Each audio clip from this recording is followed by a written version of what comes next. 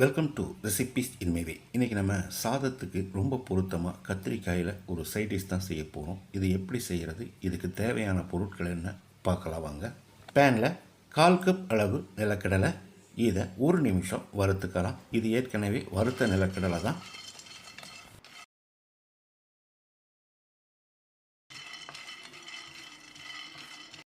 இப்போ இதோட 2 table spoon எள்ளையும் சேர்த்து ஒரு 30 செகண்ட் வறுத்துக்கலாம்.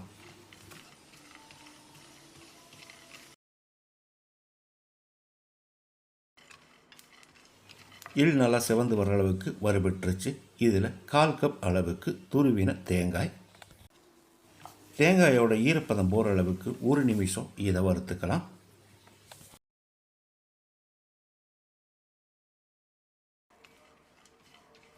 இது எல்லாமே நல்லா வறுபட்டுருச்சு. இதை எடுத்து ஒரு பிளேட்டில் கொட்டி ஆற வச்சிடலாம். இது நல்லா ஆறின பிறகு மிக்ஸி ஜாரில் போட்டு வச்சுருக்கேன். ஒரு 1/2 கப் அளவு தண்ணி சேர்த்து பேஸ்ட்டாக அரைச்சிக்கலாம். பேனில் 1 டேபிள் ஸ்பூன் எண்ணெய் ஊற்றிக்கலாம். 1 டேபிள் ஸ்பூன் சீரகம், 1/4 டீஸ்பூன் வெந்தயம்,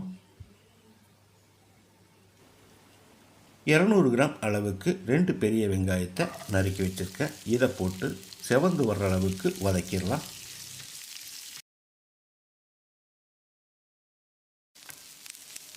வெங்காயம் நல்லா செவந்து வர அளவுக்கு வதங்கிருச்சு. இதையும் எடுத்து பிளேட்டில் கொட்டி ஆற வச்சிடலாம்.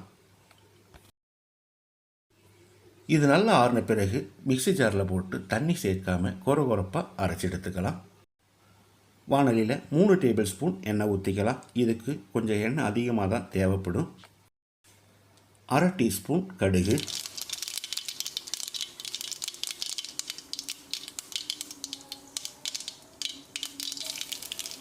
1/2 டீஸ்பூன் சீரகம், 2 கொத்து கருவேப்பிலை, 300 கிராம் அளவுக்கு கத்திரிக்காயை, ஒவ்வொரு கத்திரிக்காயும் இந்த மாதிரி 4ஆக கட் பண்ணி வச்சுருக்கேன். இதை போட்டுடலாம். கத்திரிக்காயை சேர்த்து அளவான தீயில் ஒரு 2 நிமிஷம் வதக்கணும்.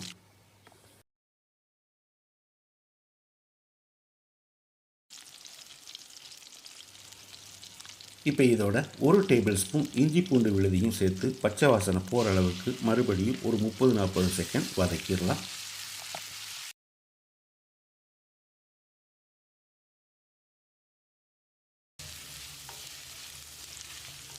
இப்போ நம்ம வெங்காயத்தை வதக்கி அரைச்சி வச்சுருந்தோம். இதை போட்டுடலாம்.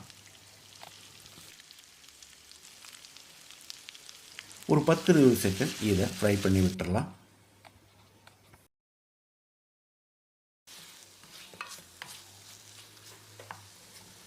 இப்போ இதில் 2 டேபிள் ஸ்பூன் காஷ்மீரி மிளகாய்த்தூள், இது இல்லைன்னா 1 டேபிள் ஸ்பூன் மிளகாய்த்தூள் போதும். 1/4 டீஸ்பூன் மஞ்சள் தூள், 1/2 டேபிள் ஸ்பூன் மல்லித்தூள், 1 டீஸ்பூன் சீரகத்தூள், 1 டீஸ்பூன் கரம் மசாலா. ஒரு 10 செகண்ட் இதை பிரட்டி விட்டுடலாம்.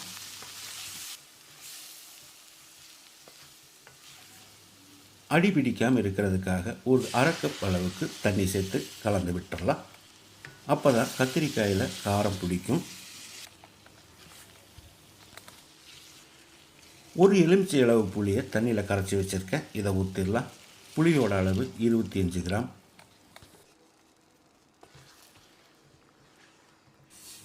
இப்போ இதுக்கு தேவையான அளவு உப்பு சேர்த்துக்கலாம். நான் 2 டீஸ்பூன் கல் உப்பு சேர்க்கிறேன். இது சரியாக இருக்கும். பத்தலைனா மறுபடி கூட போட்டுக்கலாம்.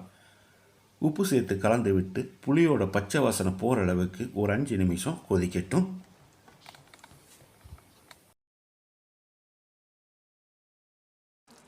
புளியோட பச்சை வாசனை போகிற அளவுக்கு கொதிச்சு வந்துருச்சு. நம்ம ஏற்கனவே வறுத்து அரைச்சி வச்சுருந்த பேஸ்ட்டை ஊற்றிடலாம்.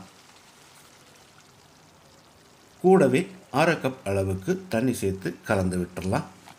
நம்ம அரைச்ச பேஸ்ட்டு சேர்க்கறதுக்கு முன்னால் கத்திரிக்காய் நல்லா வெந்திருக்குதான்னு செக் பண்ணிக்கோங்க. அதுக்கப்புறம் ஊற்றணும். இது ஒரு 5 நிமிஷம் கொதிக்கட்டு மூடி வச்சிடலாம். இடையில அடிக்கடி கலந்து விடணும்.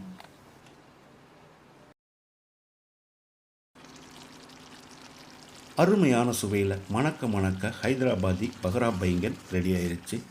ஸ்டவ் ஆஃப் பண்ணிவிட்டு பொடியாக நறுக்கின மல்லி இலையை தூவி கலந்து விட்டு இறக்கிடலாம். சாதம் சப்பாத்திக்கு பொருத்தமான இந்த பஹ்ரா பைங்கனை இதே மாதிரி இதே அளவுகளோடு நீங்கள் செய்து பாருங்கள். இந்த வீடியோ பிடிச்சிருந்தா லைக் பண்ணுங்கள், கமெண்ட் பண்ணுங்கள், ஷேர் பண்ணுங்கள். சப்ஸ்கிரைப் பண்ணாதவங்க சப்ஸ்கிரைப் பண்ணுங்கள். மறக்காமல் பெல் பட்டனை கிளிக் பண்ணுங்கள்.